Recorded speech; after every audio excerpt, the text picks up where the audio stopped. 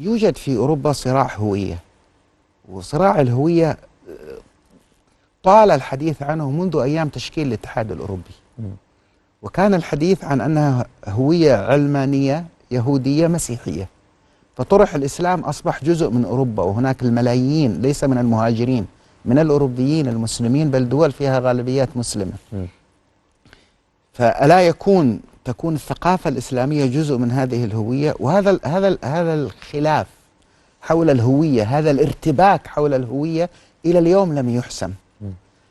أضف إلى ذلك أنه فرنسا على سبيل المثال على وجه التخصيص يضاف إلى إشكالية حوار الهوية لديهم إشكالية عجزهم عن إحداث تجديد في نظرتهم لهوية الجمهورية الفرنسية. لديهم جمود على الرؤية العلمانية المتطرفة اللائكية، ليست العلمانية المعتدلة، التي تبني وجود الدولة وأمانها على إقصاء كل ما هو دين. ليست عداوة إسلام بالمناسبة، ضد كل ما هو دين.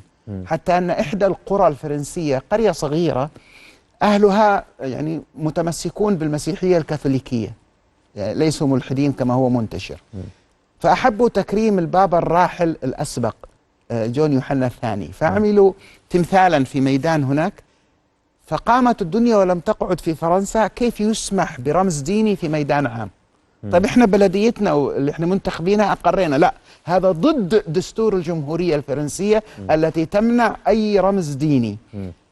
وبسبب الصراعات القديمة، إبان الثورة الفرنسية وسنوات الإرهاب المعروفة في الثورة الفرنسية، وما آلت إليه من قطع 17,000 رأس بالمقصلة، يعني أكثر من عدد الرؤوس التي قطعتها داعش، وفيها النساء والأطفال، المشهورة سنوات الإرهاب. صحيح. والشعار الذي أطلق أو الصرخة التي أطلقت بقولهم نخنق آخر إقطاعي بأمعاء آخر قسيس، يعني حتى داعش ما تفتق ذهنهم عن كيف يأخذوا أمعاء قسيسه.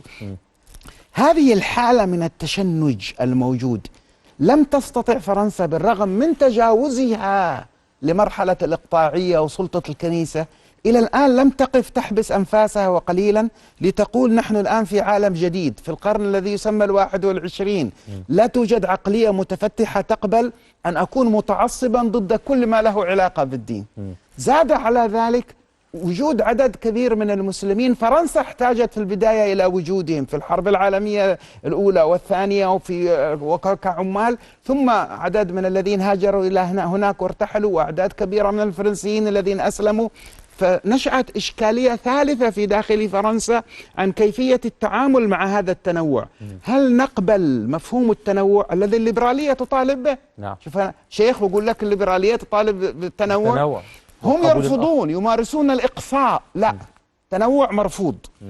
ونشأت شريحة متطرفة هناك، اليمين المتطرف، مثل اليمين المتطرف الموجود في ألمانيا، منها النازيين الجدد ومنهم، لكن هناك اليمين المتطرف يمين فكري قبل أن يكون يمين سلوكي، تطرف فكري، في شيء من العجرفة الفكرية، التعالي، الاستعلاء على الآخرين.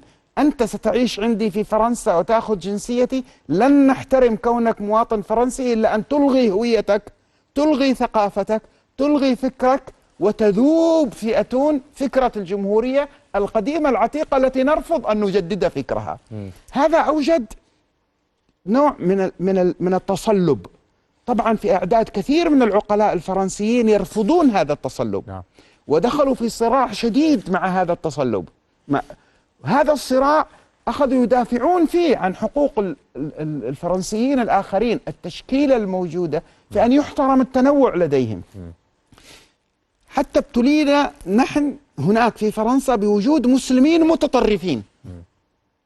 وجود التطرف عند كثير من أبناء المسلمين وفتح مراكز إسلامية تديرها الجماعات الإسلامية السياسية، وأصبح مؤخرا هناك دول من الخارج تدعمها وتحاول أن تسيطر عليها. صحيح. لتستغل الجالية المسلمة في أوروبا للضغط على الدول هذه، لتبتز على دولهم. هذا الذي حصل أوجد يعني تأجيج. المتطرف هذا الفرنسي المتعصب يرى أمامه المتطرف المسلم الفرنسي المتعصب، فيقول ها قلت لكم هؤلاء يمثلون تهديدا لهويتنا، فيتصرف بالإهانة لمقدسات الإسلام، وهذا انتصار الحرية الفرنسية ومبادئ الجمهورية، فيأتي المسلم بردة الفعل لجهله لتطرفه الذي أشرت إليه، فيمارس عمليات إجرامية مثل الذي حصل اليوم. وانظر إلى، آسف على الكلمة، الغباء. يعني هذا راح كنيسة. طب المسيحيين مثلك هناك مضطهدين، يعني طبعا لا أقول له روح للعلمانيين، طبعا كله جريمة، لكن يعني إلى أي درجة؟ يعني راح للناس الذين يعانون مثل معاناتنا. سيدنا عيسى عليه السلام كل يوم لا يكاد يمر وقت إلا ويهاجم ويساء إليه ويساء في حقه. هذا النوع من الصراع ممتد مع الصراع اللي موجود في منطقتنا. ما الفارق بين الذي يحصل هنا وهناك؟ ولعلي قد أطلت، سامحني شيخ أسامة، بس المسألة شديد الأهمية هذا الكلام يا مولانا. طبعا هذه حساسة للغاية، لأن الآن ينبني عليها مرحلة مقبلة يراد بها إيجاد تكتل صراعي قوي في منطقتنا في منطقتهم، ولعب كبير. الفارق بيننا وبينهم أن مفكرين علماءنا علماء الشريعة المعتبرين، الإمام الأكبر، شيخ الأزهر، مفتي الجمهورية، علماء العالم الإسلامي المعتمدين في كل بلد، يصرحون أنهم ضد التطرف الذي عندهم. صحيح. لكن المفكرين الذين عندهم قلة منهم تجرؤ على أن تواجه علنا أننا نحتاج نغير آراءنا الموروثة من أيام الجمهورية. والمتطرف هو الذي يمثل الثقل الرسمي هناك في الفكر.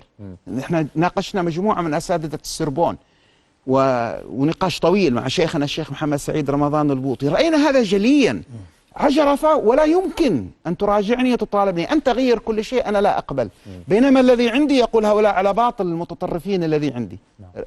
انتقل لمستوى آخر، مسؤولين نحن، ولاة أمورنا، حكامنا.